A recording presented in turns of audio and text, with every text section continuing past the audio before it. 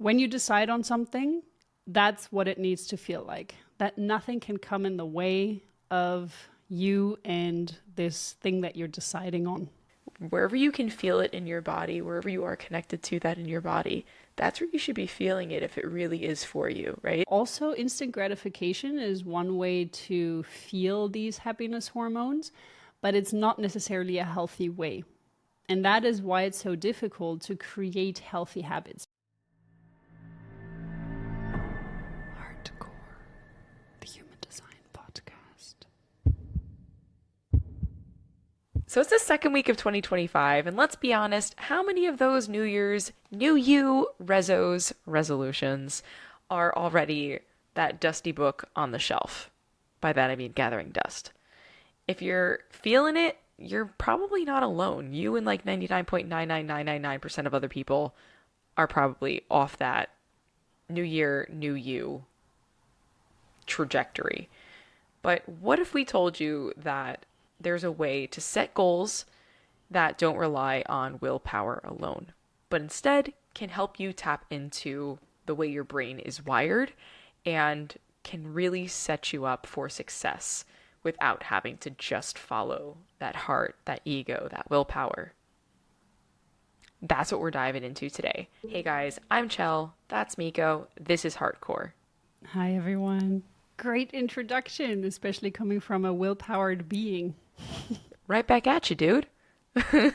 So, if you are new to human design, you may not know this, but there's only 30% of the population that actually has consistent access to willpower. And yes, we are two of these beings, but we thought that we would give you some ideas on how you can tap into actually attaining your goals even without the willpower that consistently flows through your veins. For that, we're going to combine a few different techniques. That is going to be, of course, human design. Another one is going to be from Chase Hughes, who is a behavioral expert. And he has worked with the CIA, I believe, or some kind of agencies that work with brainwashing. If you don't know of him yet, then do check him out. I love his own channel, but also the one that he's part of, which is the Behavioral Panel. And that's actually how we got to this point today, because in my own course, I used some of his techniques to really set people up for success in this coming year. And along with that, we're also going to be using the Delulu method, but more on that later down the line. First, let's dive into some human design. We have chosen David Goggins as our example. However, we're not doing a deep dive on him today. This is just for you to understand where to look at when it comes to your own human design, and maybe look at some of the aspects in his design if you don't know who that is. He is someone who is known for his unbelievable willpower. And as you can see, he's got an undefined or open ego even. So he is really someone that, according to his chart, is running on his spontaneous, in the now sacral response.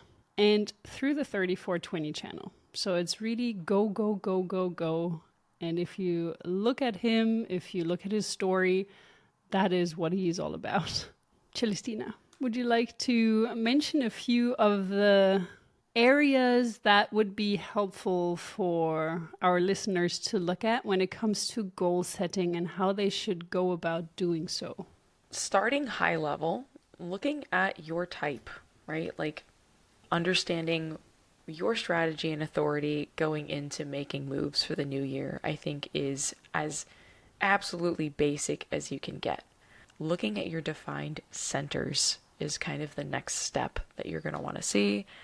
So then you'll want to take a look at your defined motor centers. And then on a deeper level, you'll go into your variables. So looking at your determination, looking at your environment, looking at, I can't remember what it's called, but specific versus non-specific. Miko, help me out with that word. Motivation. Motivation. Perspective. That's probably the word that I was looking for. So yeah, there are definitely some different places that you can look into your chart. We're gonna keep this super high level today because there's a lot of different aspects of goal setting that we want to touch on. So we do have episodes where you can dive further into majority of these. We have an episode on variables, we have an episode on all of the centers, and we also have an episode on the different types. So please go back and listen to those, as well as profile episode. Do we have a profile episode? I think we had profile episode of all 12. Yeah, we do. And we have an episode on all 12 profiles. So really go back and kind of get that structure down for yourself if you don't have that knowledge already. Or finish listening to this episode and then hop back to those episodes so that you can gain that structure and go a little bit deeper for yourself and for your goal setting this year. Let's break it down a little bit with the motor centers and why that may be important to take a look at. Your type is definitely one way to go to understand a little bit more about how you're navigating through the world, but also depending on your strategy and how you make decisions, or how you're invited into decisions, or how you respond to certain opportunities to make decisions. So there's a strategy for every type, and you need to follow that before stepping into a decision. And only after you've followed your strategy, so in this case, for example, this manifesting generator that we're looking at, he needs to wait for his sacral to be able to respond to something, and then he can step into deciding whether or not he actually wants to do what was shown to him or what he encountered, the opportunity that came up. Why this is important for goal setting is because when you go through life and navigate the goals that you've set for yourself, the way that you're achieving them is going to be based on your strategy and your inner authority. So you may have a very big goal and vision, but the path to that goal or that vision shouldn't be as concrete or as precise as it can be, no matter what type, no matter what perspective you have, which becomes important for the manifestation aspect of this episode. But the reason why I'm saying this is that it gives the universe, it gives the higher guidance, and it gives yourself the opportunity to be open to all kinds of possibilities that are crossing your path. If you already have the exact way that you're going to achieve this goal, you're going to block yourself from many opportunities that cross your path. And this is not going to be beneficial.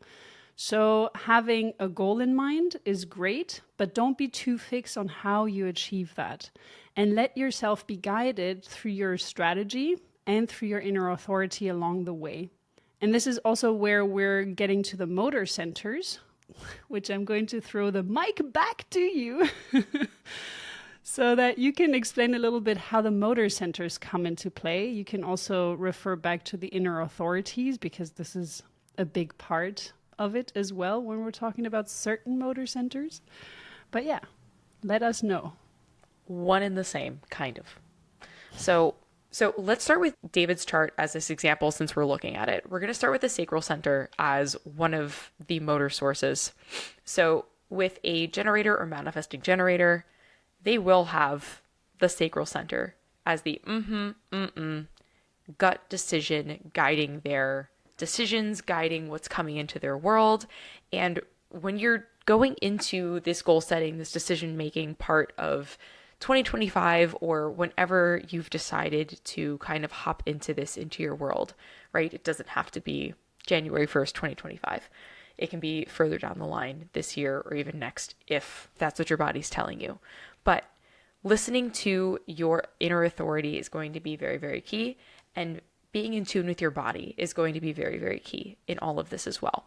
With the gut decision, listening to the listening to what your gut feeling is going to be very key in deciding what is and what isn't for you, and listening to that process of how do I get to my goals? And like Miko said earlier, not necessarily having a defined path for it, but still being open to the outside world about it. this is going to feel like a gut feeling reaction in your gut. Okay, so next up, we're going to move to the ego or the willpower center because this is hardcore and we're here for it. So the ego center, meaning heart-centered, to us feels like a pull, like a heart pull, like think 90s Care Bear heart pull towards something. While it is a motor center, it's not going to be a motor center that is super sustainable for the long term. The sacral center, as long as someone is super stoked on what they're doing, you can basically be an Energizer bunny and just like go forever with the sacral. However, with the ego, if there is no will to do it, the heart may still go for it because they've committed to something, right? And like that's what's going to be driving someone with willpower. You can still function with willpower, but it may not be sustainable for the long term. So please keep that in mind. We're going to move down to the emotional center. This is probably like 60-ish% of the population. Tell me if I'm wrong on that statistic, but a large majority of the population is emotionally centered. And this is going to be waiting out an emotional wave. It could be an hour, a week, a day, a month. Just feeling through that emotional wave and allowing yourself to give yourself the space to feel it out and not feel rushed into a decision in the moment, especially if it's not for you. That's really key. So harking back to the inner authority, listening, respecting your body, your feeling in that moment, or rather throughout that emotional wave. And the last center is the root center. So this is a pressure center. Truth be told, I don't understand it well, so I'm going to toss the ball back to you, Miko, and have you describe this one, because I feel like you have it hitting a little bit closer to home than I do. Literally, yes. My brother had the root defined, or has the root defined, thank God. He's still with me, by my side. But when he's stressed, because he's got 2 channels defining his root, and when he's stressed, he really radiates that entire pressure throughout the whole house, actually. So there's no escaping it. But this is a pressure that comes from within you. Whereas if it's undefined, you can be put under pressure by others. And I have it undefined, he has it defined. So I'm taking in his pressure and I amplify it, and then I'm the one reacting. What that means for you, if you have it defined, you can use this in spurts. So this is really something that is like a sprint. It's not a marathon. This is the kind of energy you need to connect with the root center. It goes very quick and in bursts, and it doesn't last very long. And it's powered by adrenaline. So a defined root really needs to have dates and set deadlines. This is very helpful to know if you are setting your goals, to have deadlines, because you're not going to start working on your goals until it gets closer and closer to the deadline a lot of times. So when you have a project and your boss doesn't give you a deadline, that is a problem. But if you do have a deadline, you're probably not going to start working on it until the very end. So having a deadline and pulling it forward instead of realistically placing it in a lot of ways when you're setting your own goals can be helpful for a defined route, because you're going to be able to bring up that pressure, to bring up this energy from within you to achieve your goals closer to the deadline. So this is just one insight for a defined route. For a sacral, there is just, as Celestina said, a more consistent life force energy. And when you're setting your goals and when you try to achieve your goals, bear in mind everything that we just explained for each of these centers. So if you do have the ego defined and only the ego defined, you need to know that you're going to have a certain amount of power, of willpower, but then it dips, and you really need to enter it, as Celestina said, with this Care Bear energy, which is, yes, I really want this. And I feel it radiating from inside of my chest. And this is what is good for me. This is what is right for me. That is when you only have the ego defined. That means you're an ego projector or an ego manifester. There's nothing else that can have just the ego defined. If we're talking to one of you, bear that in mind, that you really need to be all in. And then you can sustain it. Then you can continue and work on it. I've been doing opportunity for 10 years now. And if I didn't have my heart in it, I would have been out a long time ago. But that's my passion. That's what I'm here for. And that's how I can keep going. So when you decide on something, that's what it needs to feel like. That nothing can come in the way of you and this thing that you're deciding on. One thing that I think is also important to mention, which you kind of touched on a little bit, you were talking about how and when to set the goals. A lot of us, we have been programmed, most of us, to start our goal setting on the 1st of January. Or this is when we should start our goals. According to human design, the new year is only going to start on the 22nd of January. So this is also an important thing, that a lot of people, they start their goals and then 3 weeks into the new year, it starts dropping. And there are statistics showing that even. It's not just us talking about it, but you can Google it and you can find statistics which show that goals start to drop at around 3 or 4 weeks within when you enter into the year. This has, in my opinion, actually 2 reasons. So yes, one is that the Human Design New Year starts on the 22nd of January. And it's not just that this is the Human Design New Year, but this is actually when the sun enters the start codon. That's what it's called, the 41st gate. And that provides us with this energy that we can actually hop onto to be catapulted into this trajectory of having or achieving our goals.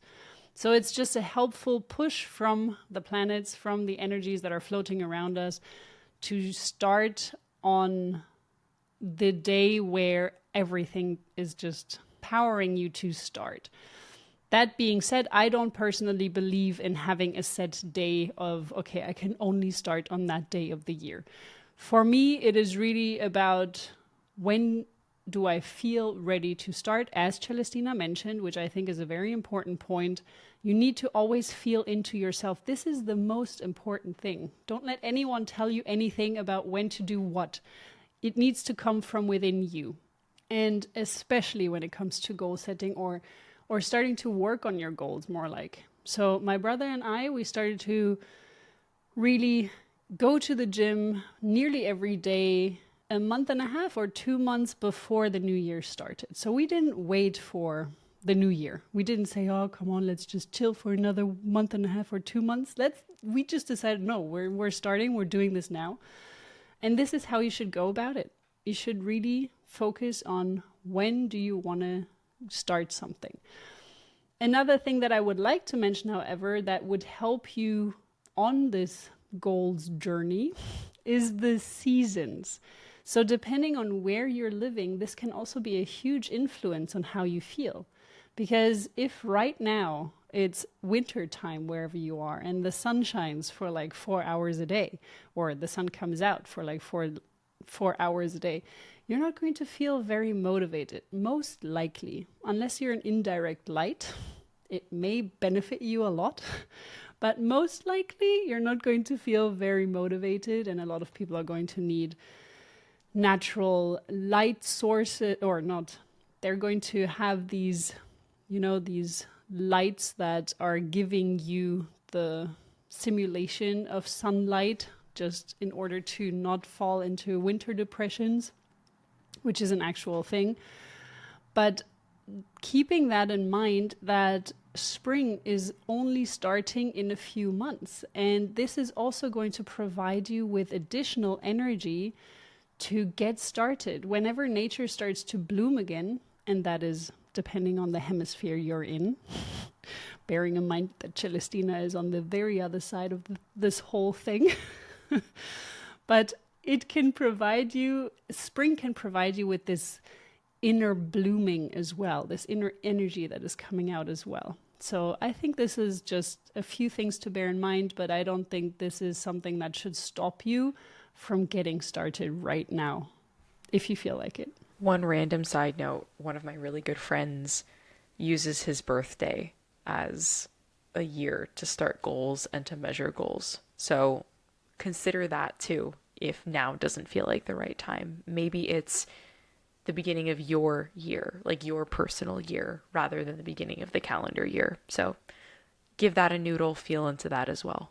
That's a fun one also from a human design perspective. I mean, what is recommended by Ra is that you get a solar return analysis. That's what it's called. That is very personalized to what your year is going to look like.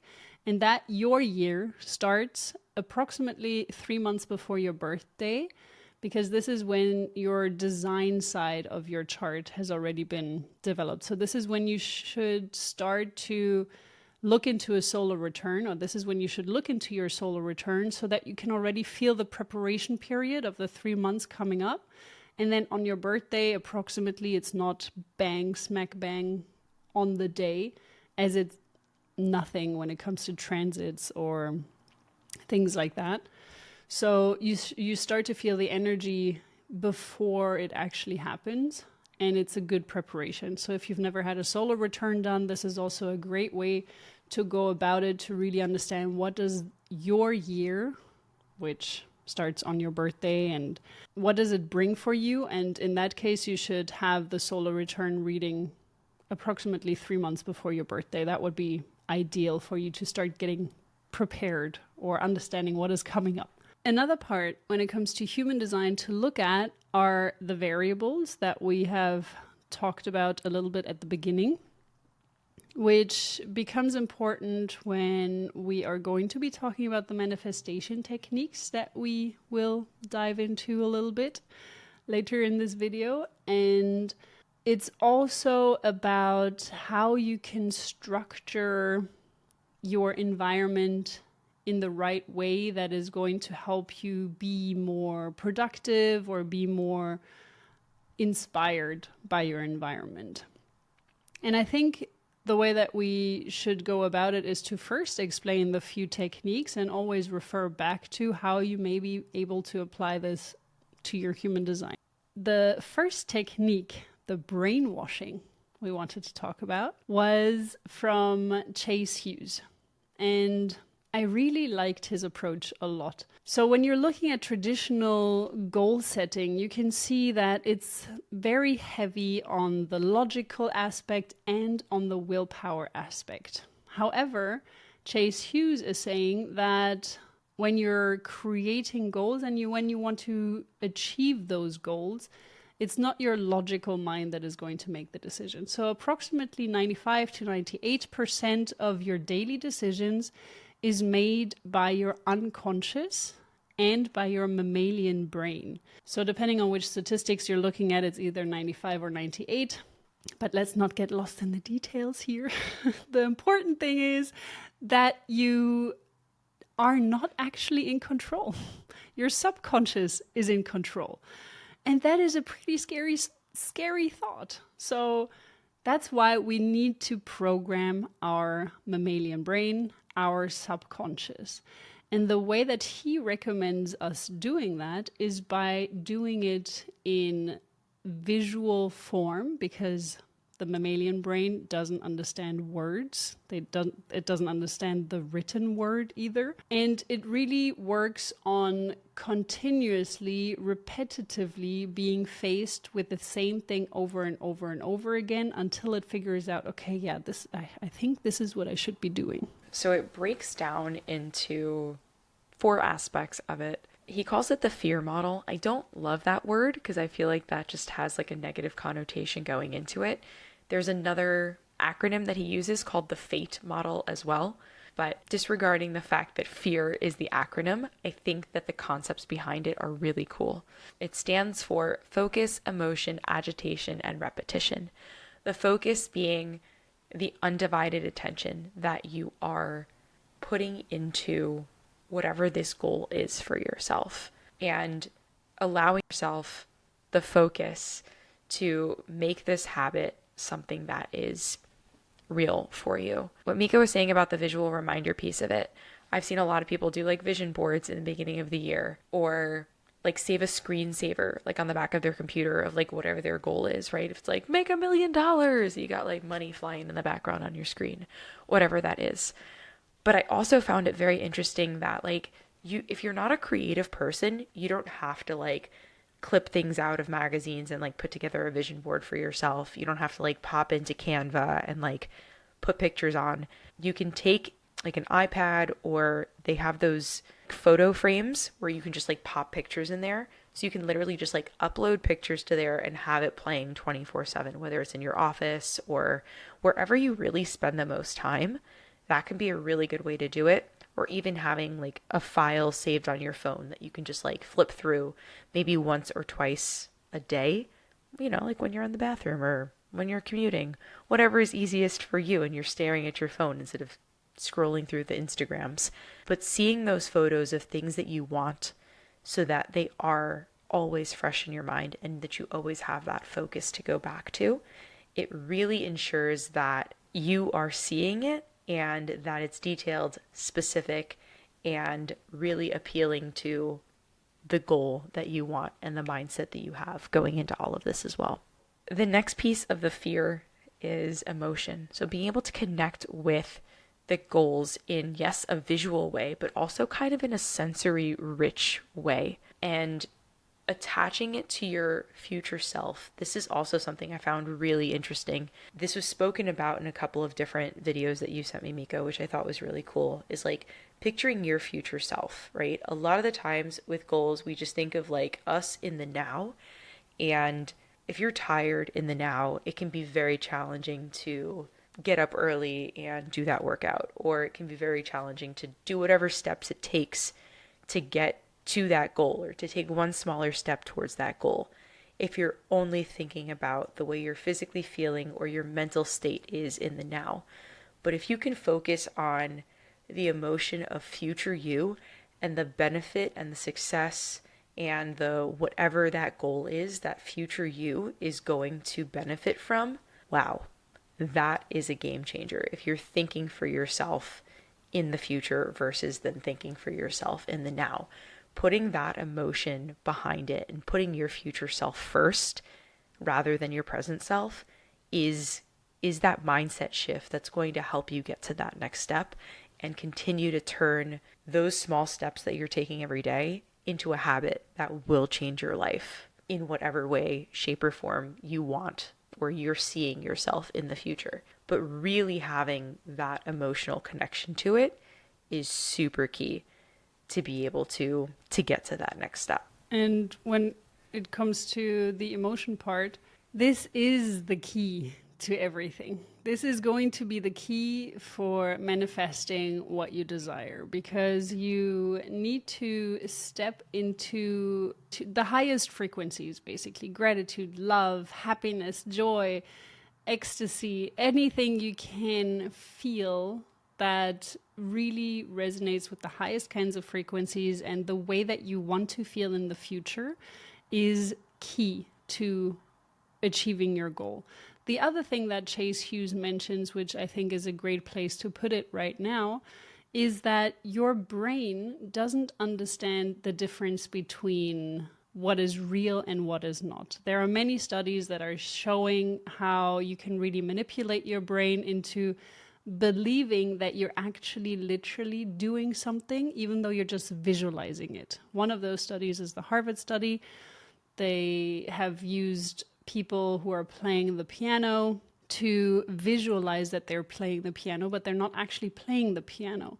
And they're becoming better by just visualizing it. There are other studies that are showing how basketball players are visualizing and feeling. So it's really about using all of your five senses to put yourself into the position of what it is you're doing in the future or what it is you're visualizing that you're doing right now. The brain cannot differentiate between now, the reality, and you feeling with all of your five senses this other version of you. It's going to literally start to believe that this is the other version of you that is being created or that is in this reality. Super, super powerful stuff. Another very important point that Chase is mentioning is that the brain needs contrast. And it needs to understand that right now, this is how your life is going. And these are the habits that you're currently doing. And if you're continuing down this path of habits, you are going to have an outcome that is not the ideal life that you want to have. Otherwise, you wouldn't have to set goals. You would already have everything that you want. So if you're here watching this video, that means that you're looking for how to achieve your goals. And that means that there are some things that you're currently doing, some habits that you're currently doing that are not going to lead you to that path. And that needs to shift and change. So this is what we're trying to do by targeting the mammalian brain, because otherwise you're just going to keep being in the rut of the same things. And we're going to get into how to disrupt that in the next part of this acronym. But I think that another important technique to mention before we get to this is a technique that I also used in the course that I've just created, where you are first describing your ideal life according to the 10 life aspects of opportunity. If you don't know what that is, you can check out my website, opportunity.life, where there is the list of these 10 life aspects. And it's just a helpful way to categorize how you set your goals. Because in these 10 categories, it reflects your life and it makes it easier to look at relationships, for example. What do you want to achieve in relationships? What do I want to achieve in my work, in my career, or in my aspirations and passion?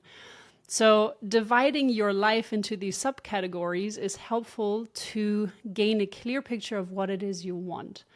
And once you have that, you have written that all down, you can then add that into an AI like ChatGPT or Claude and ask them, so what would the habits of this person look like? What would a day in the life of this person look like? If I would look at this version of myself, what do they do as a morning routine? What do they do for the entire day? And understanding everything about this day. This is very, very important. But for the contrast part, also sit down and write down all the habits that you have right now. What does your day look like right now? Be very, very critical. Be very painfully critical with yourself and write down every little thing that you do on a daily basis, or even the bad things that you just sometimes do, but add that, just create your worst day, the way that you behave on your worst day. And then put that into the artificial intelligence and ask it, what does this person look like 10 years from now? And then you're going to be scared of this result. And this is what we want. We want to freak out your brain. And this is how your mammalian brain is going to be like, hey, look at that other version. We don't want that. We want the future version, that amazing version that we've created. And this is how you're going to start to see the contrast. This is what Celestina is talking about your future, to really have a visual representation of your future and how bad it could look if you continue doing the things that you're doing. Another technique that Chase Hughes is referring to is to go to this app that shows you when you're 90 years old, and to have this visual representation of yourself all over the place, because it shows you, it's providing you with the connection to your future self that you could otherwise only imagine, and you're not really in contact with that future self. So you're not really feeling accountable to your future self. But this is a way to trick your brain as well, additionally, in feeling this accountability. On to letter A, agitation. Disrupting your routines, disrupting your environment allows your brain to rewire and to pay attention to these different things. If you've ever noticed, maybe you're paying attention to your computer screen and a flash happens out of the right side. You're very aware of what happened to that right side. And you're like, that was a flash. Was it lightning? Was it a camera? And if it happens again, you're like, that was a camera, not lightning, right? So you're very hyper aware when something in your line of vision or something in your world is out of the norm. That means your brain is more apt to pay more attention. So shaking it up, changing your surroundings and changing those visuals in your world signals to your brain that this is a new chapter, that something else is happening.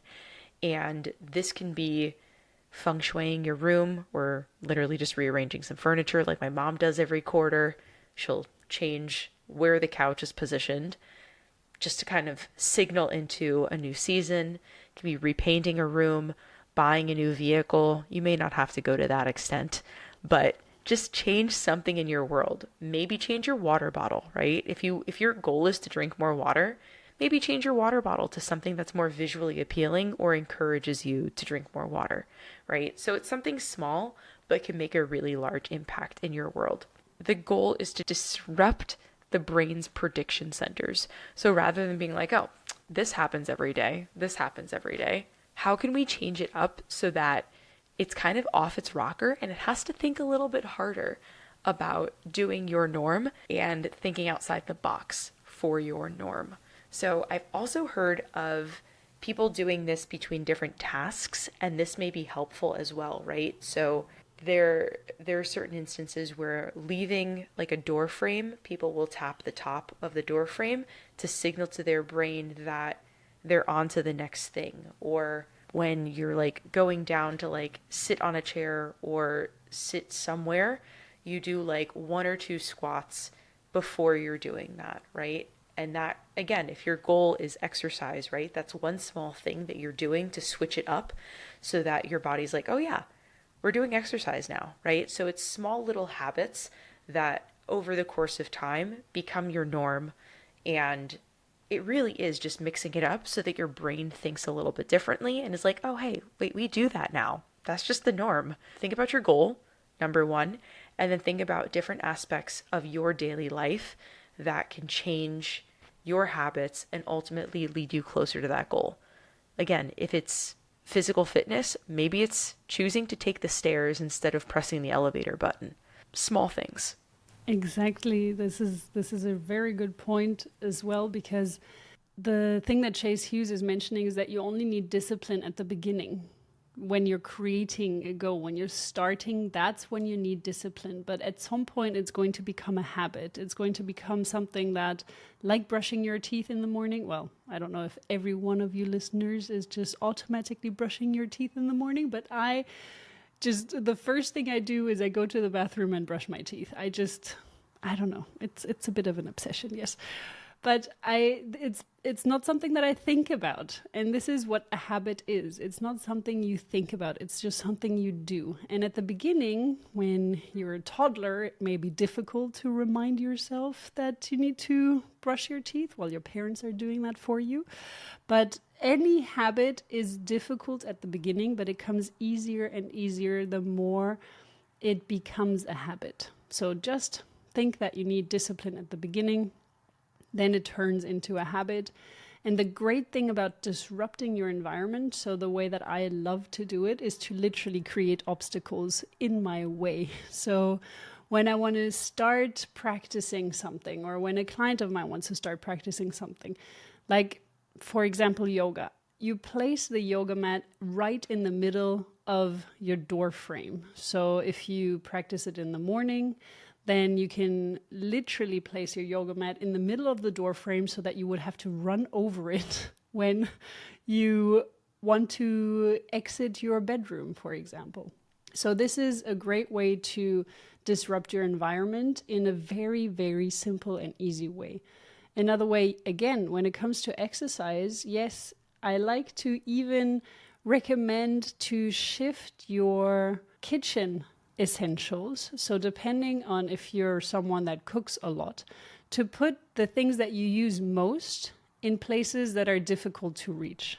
Because you're going to have to get up on that ladder. Okay, maybe not that extreme, but at least you're going to have to stretch yourself. And this is already, you may underestimate it, but this is going to stimulate your lymphatic system. Every time you stretch and every time you move in these ways, you are stimulating your nervous system. Or maybe it is something where you need to get down into a crouching position, which is also one of the most fundamental, most important exercises that you can do and should do to keep your functional mobility and strength going.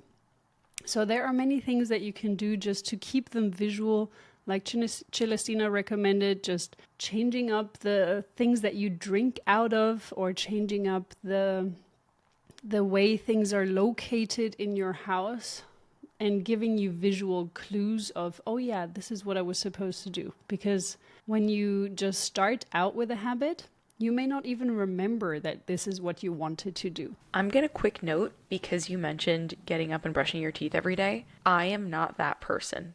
Not that I don't practice oral hygiene. That's not what I'm trying to say.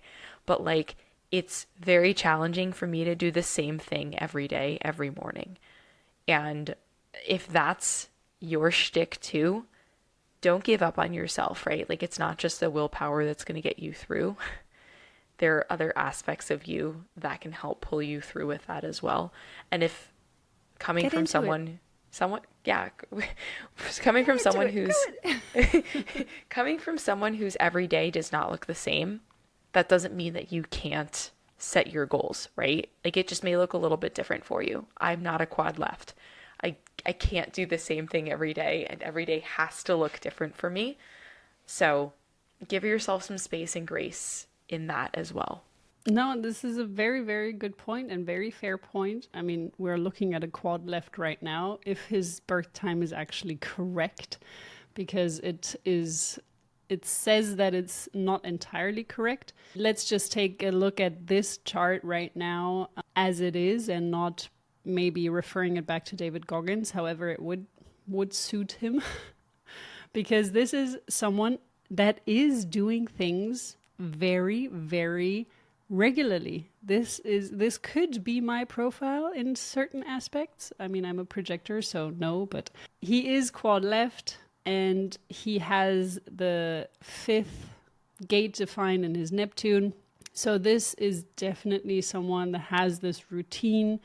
He is someone that also has to respond in the moment, in the now. So he, even throughout his routine, he may shift a few things here and there, but it's going to be the same thing over and over and over again. And this comes from partially the variables as well, where if you have a active environment variable, so if you're looking at this bottom left variable, this is your environment, and if it's pointing to the left, this means that you need an active environment, an environment that stimulates you to move and to do things. If it's pointing to the right, you are thriving more in an environment that is recommending you, or that is inviting you to be more relaxed and more laid back. So it's more of a meditative environment.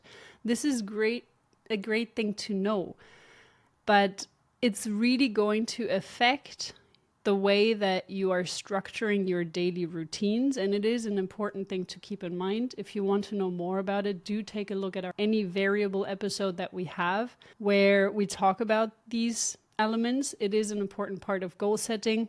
Another part is the top left one, which is the digestion, how you digest things, and also how you literally digest food, but even information. This is when it's pointing to the left, you actively digest it. You digest it faster than people that have a right-facing arrow. So this is also something important to keep in mind. So having both of these arrows pointing to the left are already pointing to a more structured, more routine-like approach. Whereas if you, for example, are a manifester, like Celestina, it would be more important to have something that feels empowering to you in the moment.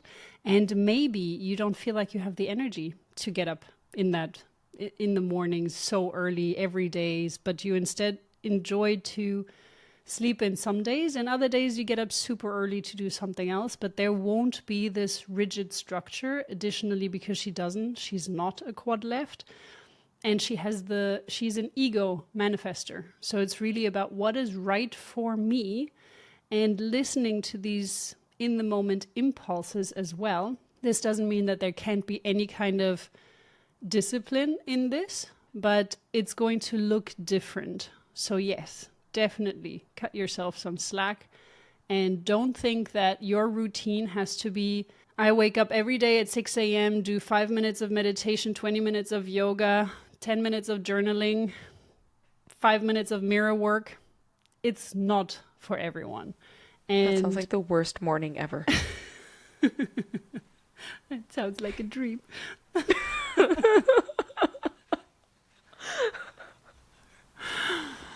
Yeah. See, that's how different we are.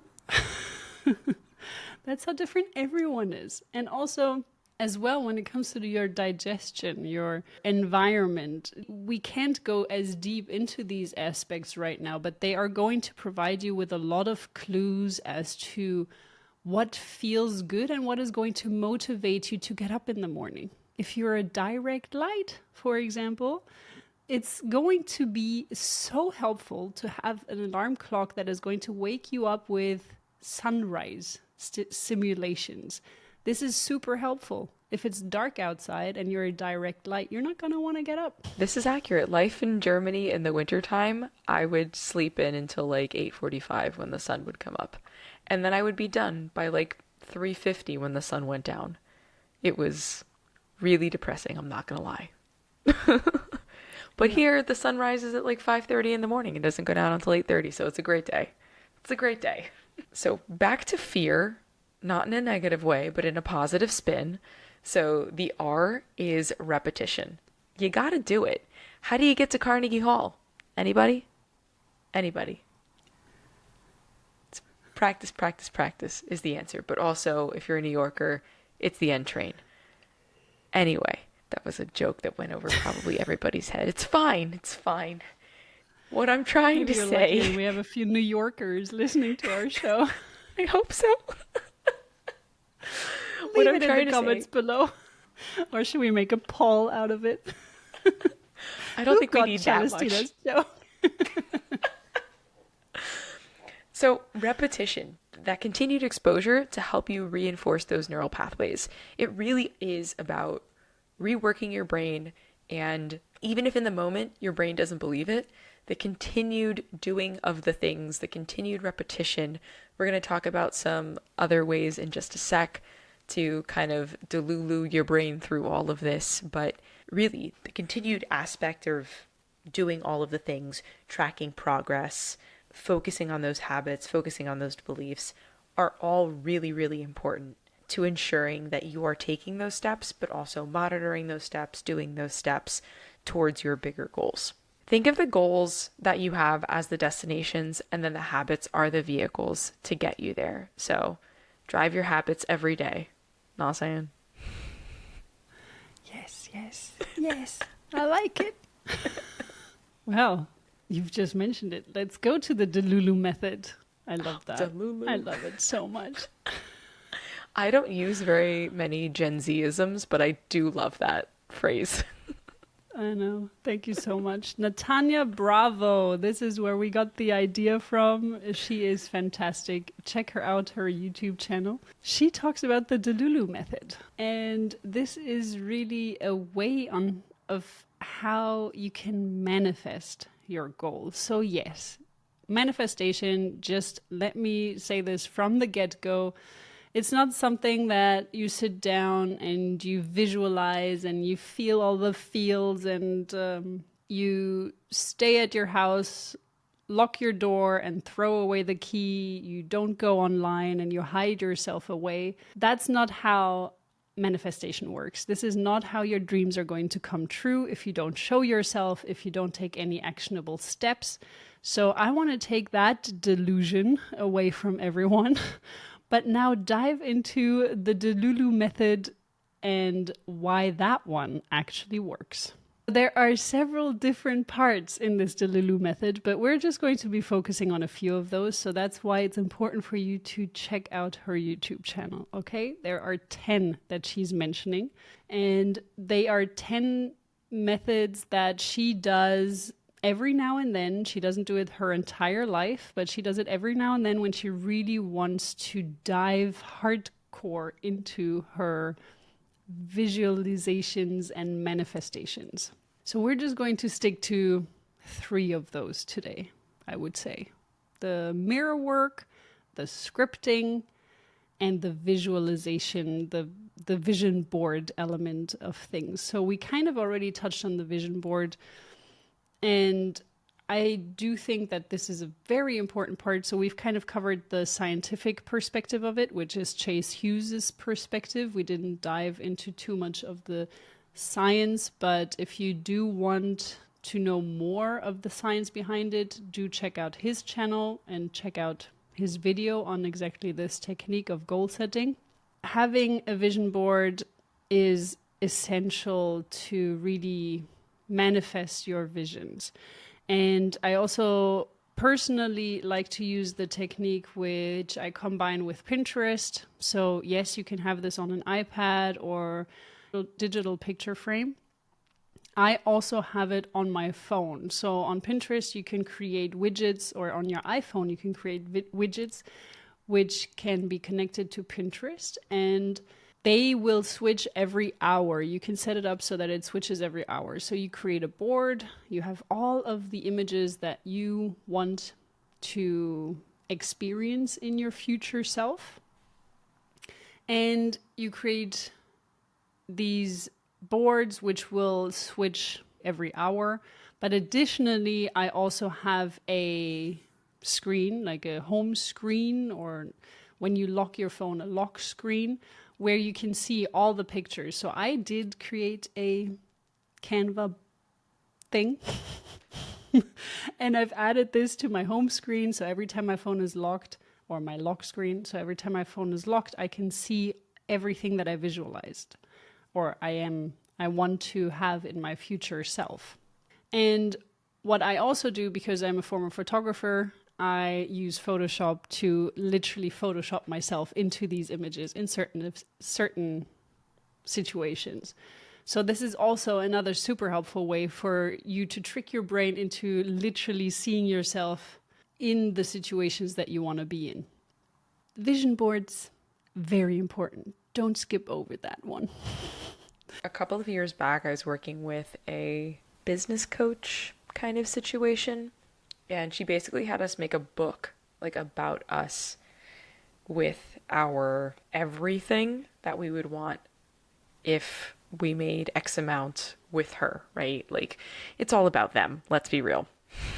It's all about them, but like, how can you succeed / also build them up? It was a very weird situation to be in. Nonetheless, this book about me that I like, book, quote unquote, is a lot of pictures, a lot of vision boarding, if you will. This is before I learned about my human design and before I had an understanding of my manifestation style, specific versus non-specific. I am non-specific, and I could not get the nitty-gritty down at all. I still can't. And I think that that's something important to note. A lot of times with vision boards, a lot of times with like future casting, people are like, get as specific as possible. Bruh, I cannot get as specific as possible. I can tell you that, okay, this is just because we move every 2 years. My qualifications for an apartment are a lot of sunlight, like open, airy, modern, and walking distance to a coffee shop. That's all I can tell you. I don't know what the place is going to look like on the other end of it, but those are the qualifications that I have every time. And we always find a place like that, right?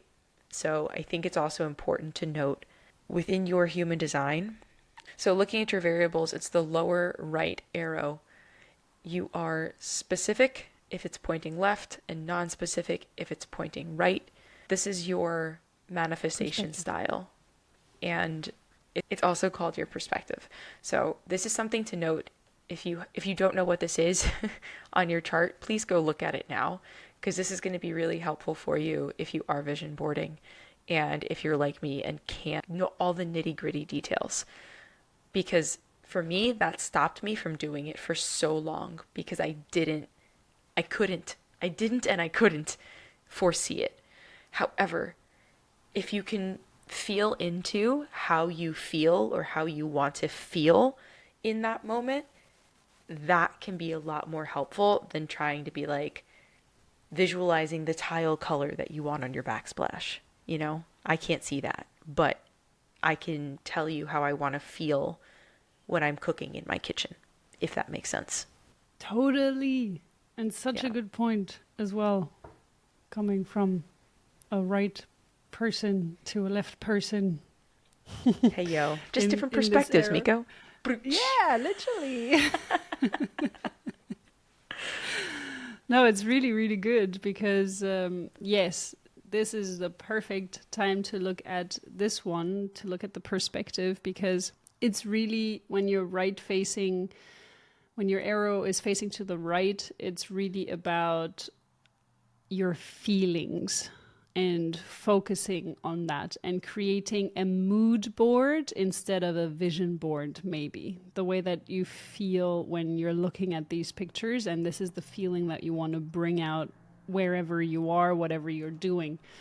I personally, from my experiences, my vision boards have, especially if I've literally created one, a physical one, printed it out, glued it together, the vision boards that I have envisioned and created have come into reality in ways that are just crazily accurate. They are so unbelievably accurate to the point of, let me just give a very shocking example of 2020. We all know that year. But I had a picture of myself and I photoshopped my face into that yoga instructor that was sitting there in front of 10 empty pillows. And I had planned a retreat for that year, which was supposed to take place 2 weeks after Corona had started. And we also started to have bookings coming in. And in the end, this is literally what happened. I was sitting and doing my yoga sessions online in front of empty pillows. Well, not the people were still watching, but I wasn't able to actually literally go to this retreat and host this retreat because of Corona. So this was, when you are a left-facing arrow, I would highly recommend that you are as accurate and careful in your visualizations and the pictures that you're putting on your vision board as you can possibly be, okay? This is just my personal experience. This is just one example. I have many more examples, but this is how accurate you need to become. Okay, so I think that's a fantastic example. To give you a right arrow facing example, I can't vision board, and I write down my word of the year and then design around it. So the last couple of years have been like growth, blossom. They've all been like flower things, and I haven't intentionally done that, but bloom, it was bloom one year, blossom and bloom, I don't know. But if that's something that works for you, because for me that's a feeling, right? Like of like blossoming, blooming. So feel around with what works for you, and I think that's what's really key. There's no right, there's no wrong in all of this. It's really feeling into you and what moves you. the thing that I would say is important for each and every arrow, no matter where it's pointing or what you're doing, is really the feeling. So even the left facing, we need to work with feeling and feeling as if things have already happened, feeling as if you are already in the shoes of your future self, which kind of brings us to the next one, which is scripting. I see the approving nodding of Celestina, how well this transition worked, and now I'm ruining it right now. You're crushing it right now. We're just over explaining. It's fine. So scripting is about stepping into the future you's shoes, Celestina. My shoes? My future me's shoes? So scripting is writing as if something has already happened. It's writing it from the perspective of future you, who's already seen the success, who's super stoked and excited that it's happening, that it's coming to fruition, and just really feeling into all of those beautiful emotions that come with success, that come with achievement, that come with, oh my God, I did it, right? And really feeling into all of that. If you are not a writer, this could also be something that you like verbal diarrhea, such a weird phrase, sorry, verbal diary out. Freudian slip. Well, that was a good one.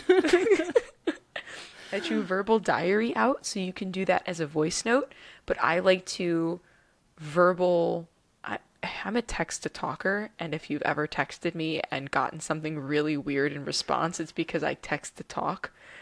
However, you can text to talk into Google if you have like Google Sheets on your phone, and then it just like auto types for you. Sometimes things go awry. However, I find that to be a very good way to get what's in my head out, because sometimes, for me at least, my mind works faster than my fingers can type, and it just doesn't come out the way I want it to, because then my fingers impede me from writing it all. So, if you have any connection to your throat, highly recommend the like verbal scripting for yourself. And it really is just statements like, let's take a for instance, selling out a retreat, right? I've sold out my retreat in 2 weeks. 5 of the 10 people have paid in full. Everyone is very excited about it. They're all telling their friends, and I am blown away, or I am super excited that we get to experience this all together on the Amalfi Coast, right? Something along those lines. With detail, as much detail as you can genuinely feel into, right? This isn't about lying to yourself. This is about bringing your current self closer to your future self and finding that middle ground in the middle that feels as real as possible in that moment, right? It really isn't about exaggerating the truth. It's about feeling it as much as you possibly can, but also extending it enough so that you can get closer to that future self. And if that means meeting yourself where you're at and you're like, so maybe you haven't yet, but I've launched this retreat, right? Maybe if that's all you can do first, cool, dope. And then maybe then you launch the retreat and then you're like, I've sold 5 spots of the 10 spots on the retreat. Dope. And then maybe the next day you're scripting and you're like, I've sold out the retreat. Everyone's paid in full, right? Like, ooh, wow, I actually felt that. I felt that one when I said it. That's dope. So like feeling into it, and wherever you feel that in your body, remember going back to those motor centers, wherever you can feel it in your body, wherever you are connected to that in your body, that's where you should be feeling it if it really is for you, right? So if you're overextending with your Delulu-ness, let's go back to that word, with your Delulu-ness to yourself, if you're overextending, maybe pull it back a little bit and meet yourself where you're at. And then the next time you script, maybe it's later that day, maybe it's the next day, stretch out a little bit more and get a little bit more into the Delulu. That means delusional, by the way. I don't know if we've explained that.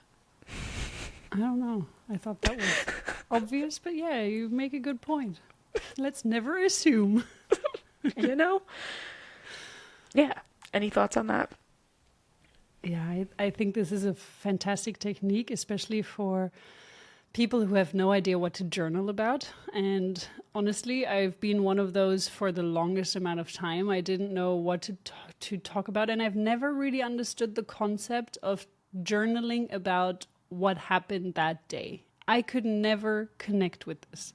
And scripting to me makes so much more sense, but this is probably also because I am a quad left and I like taking action and I have my ego defined, and I don't know, I'm really someone, I need to be active. I need to feel like what I'm doing is bringing me closer to what I want. And I need to feel successful as a projector. And to me, when I'm talking about my day, I don't like being in a victim mindset. I like being in the warrior mindset. And I feel like sometimes when you write about your day, yes, you can always look back at it and reflect and be like, okay, I did this, but I could have done it differently. I could have done it better. And this is a fantastic technique to improve yourself. So I'm not negating that. But to write down, okay, I visited the museum today and I had a cappuccino and I went to a coffee house or I had lunch there. This to me doesn't make sense.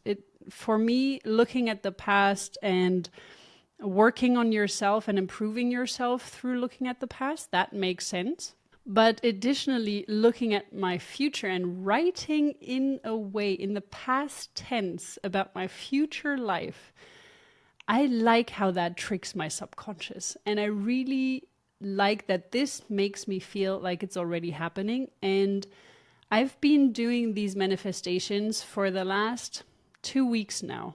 And I kid you not, but these things really work. They are a game changer. And especially, there are a few things that I started to implement, which is also subliminal meditations.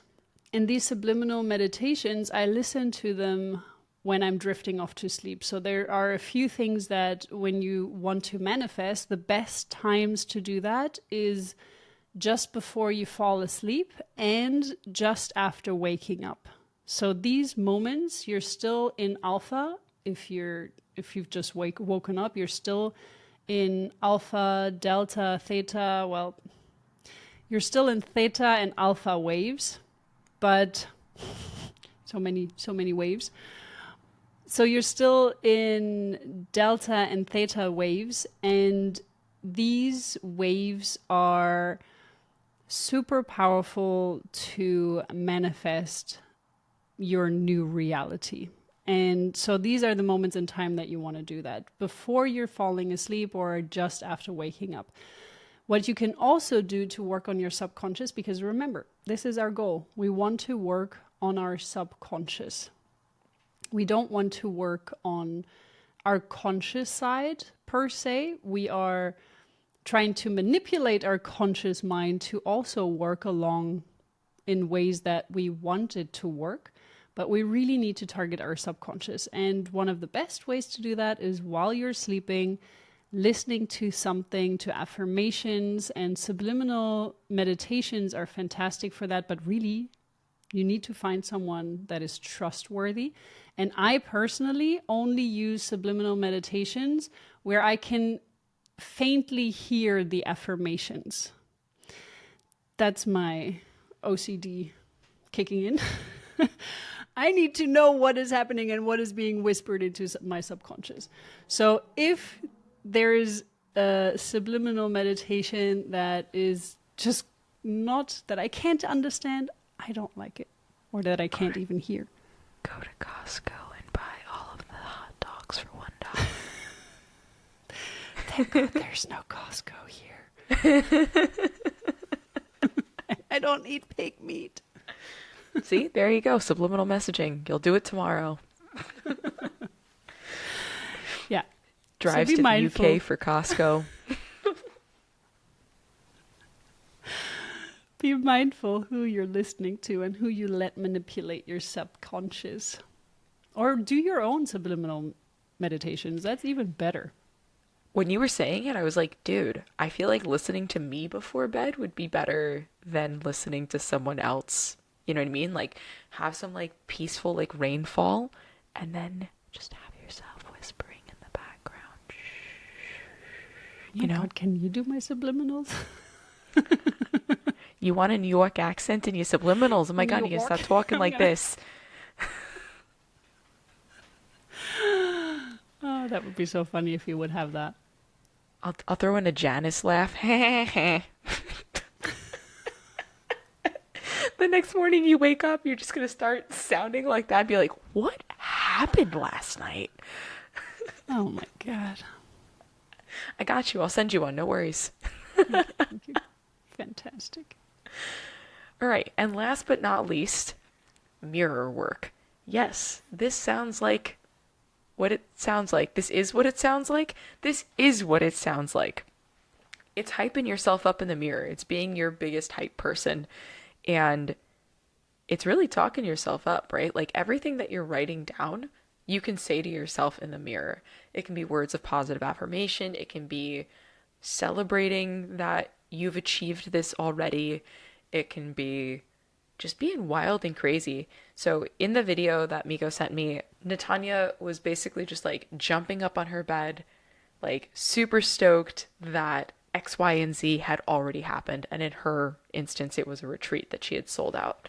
So it's not pretending, but it's tricking your subconscious into all of this has already happened. And I'm feeling this beautiful emotion, this beautiful feeling that this has already happened.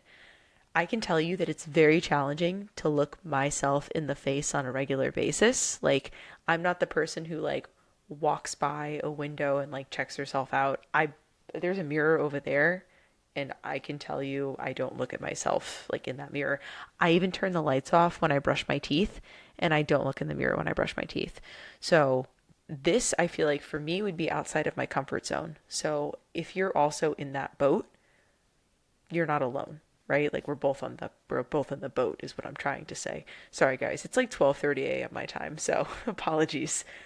But I'm going to start doing this in the coming weeks. So this is something that you may have to push yourself outside your comfort zone for. And I think that it's important to know that you're not alone there, right? So give it a shot because it is really impactful, right? Your eyes are the window to your soul, or so they say. So look at yourself in the eyes and really give it a shot, right? Like look at yourself in the mirror and give it a shot if this is something that you feel uncomfortable with. And maybe it's just you're an amazing human. Maybe that's the first thing that you say to yourself whilst looking in your eyes. So I will, and I will report back. Yes, we're looking forward to it. No, you're saying something that is very right. This is something that was, well, to my awareness, this is something that Louise Hay started to make famous with her affirmations, to do mirror work, which I wasn't aware of. I did record a meditation, a mirror work or mirror meditation, and I was like, oh my God, I'm onto something. I've just invented the coolest thing ever. And so I recorded this meditation, and a few days later, I don't know how it came up, but I found out that Louise Hay actually created this technique years before me. So that's why I also always, I'm a strong believer that I personally haven't invented anything. Everything has already existed at some point in time. So I'm just a channel. That's my actual true genuine belief. But Louise Hay is one of these individuals that have really made this very famous. And she has one of the most powerful techniques when it comes to loving yourself. This is how she used it a lot. And she says that many, many, many of her clients had extreme difficulties looking into the mirror and saying your name and then I love you. This is very, very difficult for people. So no matter where you are right now, yes, start with something small. You can even just look at yourself and say your hair color. You can say your eye color. You don't even have to say how you feel about yourself for the beginning if you're really challenged in speaking to yourself in the mirror. Or just stand there and look at you and recognize you for your external appearances before you even go and say something about your internal you. That can also already be the start. And even with your external, I would just, in both situations, don't judge yourself. Just keep a neutral and open mind. And if it starts with just stating facts without any kind of feeling attached to it, then start there. So I think mirror work is one of the best things ever. I have started mirror work as well 2 weeks ago, and to me this is a game changer. At the beginning, what I thought, and I've never been very good at affirmations.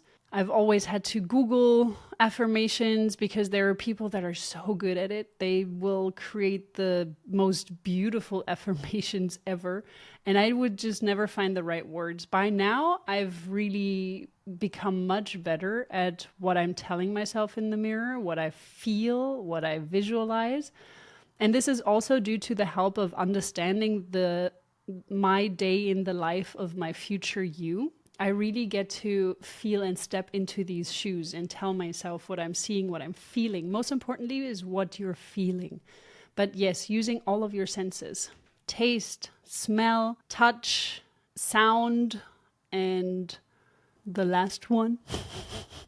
What you hear, what you feel, what you smell, what you see, and whatever the last one is.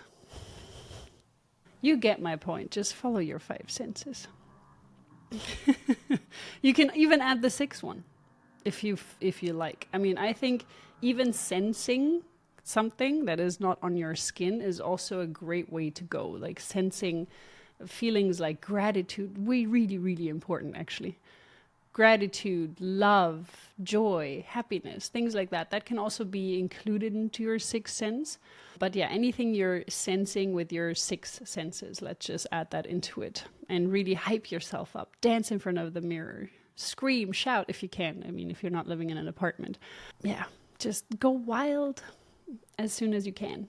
And if you need inspirations for affirmations, Regan Hiller, who's also very much into manifestation, I don't know if her claims are true, because she said that she was absolutely broke and she now has, her business is worth millions of dollars.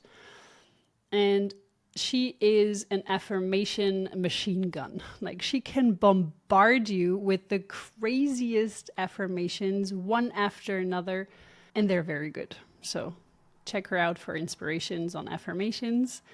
So now let's take a look at some actionable steps, just in case you haven't already dropped or noted down a few while we were going through the things that we were going through. We will talk about dopamine map, which we haven't really talked about yet, but we kind of have. So when I was talking about having a black and white idea of what your ideal future self looks like and what your current situation self looks like in 10 years, this already provides you with a good idea of what your current bad habits are and what your future good habits should or could look like.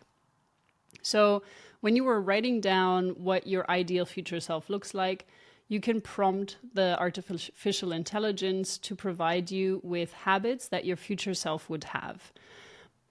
Once you have this list, you will probably be overwhelmed. So this is why as well, when you're creating a list of habits that you currently have, that's where this becomes helpful, because you can just add this list of your current habits into the artificial intelligence and also be like, hey, this is my current self and this is the future self habits that I want to create.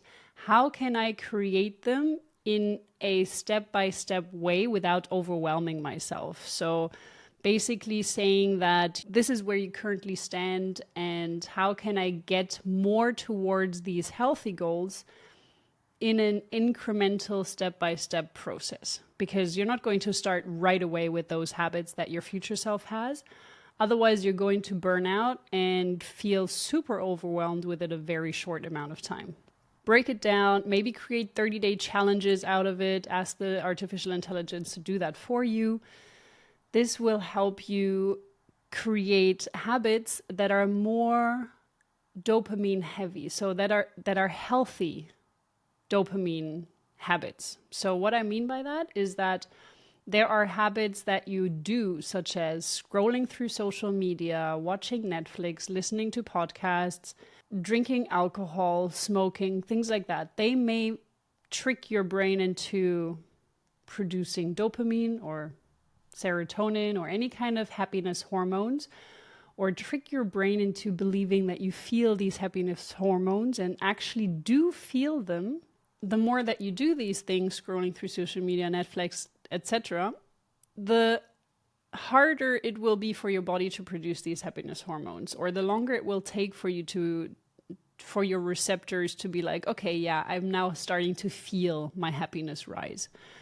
So defining which habits you currently have, which you fall back on to make you feel happy and to make you feel also instant gratification is one way to feel these happiness hormones, but it's not necessarily a healthy way. And that is why it's so difficult to create healthy habits, because you do have to put effort into it. You do have to be disciplined about it for a certain amount of time before it turns into a habit.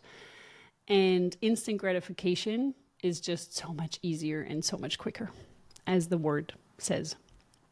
So understanding which habits are not healthy and still creating that dopamine boost, and which habits are healthy but also creating dopamine boosts, such as spending time with your family, spending time with your friends, working on something that you're passionate about, working out, eating a delicious healthy meal, because a lot of times when you think about delicious food, you're like, oh my God, that's not going to taste good. But there are very good healthy foods as well. So figuring out what you can do to implement more healthy dopamine boosting habits and reducing the less healthy dopamine boosting habits. Also find ways to replace the not so healthy dopamine habits with healthier versions. So you don't have to jump from Burger King to salad. This is not going to make sense. But instead, you would work your way up to a healthier meal. And next time you go to Burger King, you may leave away the bread and you will just eat the patty. So there are ways around it where you can slowly start to structure it, but AI can help you with that and a life coach can help you with that. So find ways to figure out how to go about this. Second actionable step is practice gratitude. Being grateful for things, changing your mindset about the positives that you have in your world can be an absolute game changer. Aim to make a list of something that you are grateful for every day. Aim for 3 to 5 different things every day. It can be as simple as a roof over your head if you're really struggling for it, you know. I think with time, like with anything, you can see the beauty in everything that has happened throughout your day. You can be grateful for more and more and more, right? So maybe in the beginning you are starting out simply with things that you're just looking at. But then once you can feel into it a bit more, you can expand that out. It's also important to not just write it, but also feel into the gratitude for those things. Like, I'm grateful that my husband made dinner for me this evening, right? That's something that it's really beautiful to come home to. And also being a person who loves smells, smelling it from the hallway before I walked into my house, and then walking into my house and knowing that it was my house that smells so good inside and was smelling, like making the hallway smell good. Like, that's really cool. And that's happened 3 times this week. So that's how you know my personal chef is back. All of that to say is think beyond, why am I so happy that my personal chef is home? I mean, why am I so happy that my husband has cooked for me? But really, feel into all of those beautiful emotions, all of that depth that comes with it, and really allow yourself to, at the very least, think about it if you're not writing it all down. At very least, feel into it.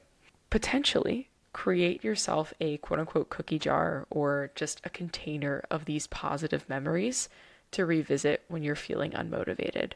If I were to write down tonight's experience of walking into a house with delicious smelling food, I would probably, again, being someone who relates very distinctly to smells, find it in your human design chart, I would probably note that in that so that when I do revisit this beautiful memory, it's something that will bring me back to that moment, right? Very specifically. So feel into or look at your variables and determine if there is something that you connect to most, or not if, what you connect to most, and bring that into your gratitude practice as well, so that when you are looking back, when you're feeling into it in the moment, you can connect in a way that your body understands, and then that will create that like neural synapses for you, because it's something that you can feel, smell, taste, touch, and it'll be tangible for you. The other piece of gratitude is to bring forgiveness into it, because you can be grateful for all of the positives in your life, but if you're going around like not being the nicest human to people or having a very short temper with people, it's going to be very hard to just focus on the positives in your day when you are focusing very heavily on the negatives in your day, right? So not to say that we can't have highs and lows throughout our days, throughout our lives, but we need to be cognizant of it and bring forgiveness into it. Forgiveness for yourself, forgiveness for others, and really allow yourself to let those feelings go. Because the more we hold on to negativity, the more challenging it is to embrace the positivity. So, as part of the gratitude, we need to also understand those different aspects of our day where maybe we leaned into the horn a little too loud / intensely when some dum-dum was crossing the street when they had the red light and you had the green light. That was not a real life situation that I just pulled from, but it was. Totally it actually was. It totally was. And then you call them a dumbass, right? So forgive. Were they not paying attention? Probably. Were you paying attention, didn't hit them? Yes. Should they be grateful for you not hitting them? Yes. See the positive in all of that. But really use a better example of that for yourself. I'm just giving you a ridiculous example to bring some lightheartedness and humor to this situation. Nonetheless, acknowledge that things need forgiveness and you cannot let them stay inside and fester forever. That is what leads to dis-ease, and that's a whole different episode. But really, lightness, brightness is what we're trying to aim for here. That's what's going to get you onto the best version of you, not harping on all that negativity. Totally. And what I love about gratitude is that it's bringing you into the present moment. And it also elevates your current frequency or your current feelings. So when you're grateful for something, you can't be mad at something else. There's just no space. So as soon as you step into gratitude, you're lifting yourself up and you're doing yourself a huge favor, which is also what forgiveness is about. Instead of festering it, as you said, you are releasing it and providing that space for something more positive within you. And gratitude is a fantastic way to fill that space. So yeah, I think that's actually a perfect way to end this episode today on a high note, on the note of gratitude. And if you want to look at the resources that we've mentioned, you can find those in the show notes. We will include Chase Hughes's YouTube link and also Natanya Bravo's link. I loved this episode and I hope it helped you guys to set goals and to achieve your goals in ways that are more personalized to you. I'd love to know in the comments how many of you guys are finding us in the new year and how many of you guys are finding us later into the year as well. So whether you're popping on live meaning like it just came out today, this week, or if you're finding this episode later in the year or even next year, let us know, because I feel like that's also really cool to determine like when you've found the right time to look into your goals. So interact with us, please. Thanks. That's so cute. Thank you. We appreciate it. Until next time. Toodles. Bye, everyone. Hardcore, the Human Design Podcast.